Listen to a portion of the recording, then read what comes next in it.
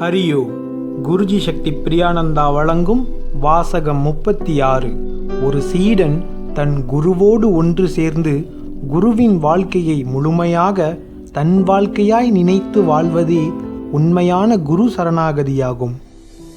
வாசகத்தின் கரு: சரணாகதி என்பது குருவிற்காகவும் அவரின் ஆசைக்காகவும் நம்மையும் நம் வாழ்க்கையையும் அர்ப்பணிப்பதாகும்.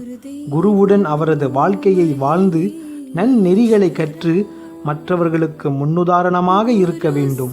குருவுடன் இருக்கும் வரை அவரது வாழ்க்கையை வாழ்வது மட்டும் போதாது, இறுதி வரை அவர் கற்றுக் கொடுத்ததை கடைபிடித்து அவர் வாழ்ந்த வாழ்க்கையை வாழ்பவன்தான் உண்மையான சீடனாவான். ஓர் ஊரில் தன் நண்பர்களோடு புகை மற்றும் மதுபானங்களை அறிந்து கொண்டிருந்த இளைஞன் இருந்தான். தன்னுடைய இளம் பருவத்தை ஒழுக்கமற்ற செயல்களில் கழித்து கொண்டிருந்தான். இதை கண்ட அவன் பெற்றோர்கள் அவனை ஒரு குருவிடம் சேர்க்கிறார்கள்.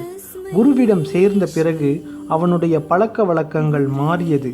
தன் குரு செய்யும் அனைத்து சாதனைகளையும் சேவைகளையும் அவருடன் சேர்ந்து செய்து வந்தான். அந்த குரு மக்களுக்கு சேவை புரிய ஓர் ஆசிரமத்தை எழுப்பும் எண்ணம் கொண்டிருந்தார். தன் குருவின் ஆசையை தன் ஆசையாக கருதி அவருடன் செயல்பட்டு வந்தான். ஒரு நாள் விதியின் அழைப்பிற்கேற்ப அந்த குரு உடல் ரீதியாக அவனை விட்டு பிரிந்தார். தன் குருவின் பிரிவை அவனால் ஏற்றுக்கொள்ள இயலாமல் ஊன் உறக்கமின்றி ஆழ்ந்த சோகத்தில் இருந்தான். ஒரு சில மாதங்கள் கழித்து தன் குருவின் ஆசையை நிறைவேற்றும் பணியில் இறங்கினான். பக்தர்களிடமும் பொதுமக்களிடமும் இருந்து நன்கொடையை திரட்டி இன்று மக்களுக்கு சேவை புரியும் ஆசிரமத்தை வழிநடத்தி வருகின்றான்.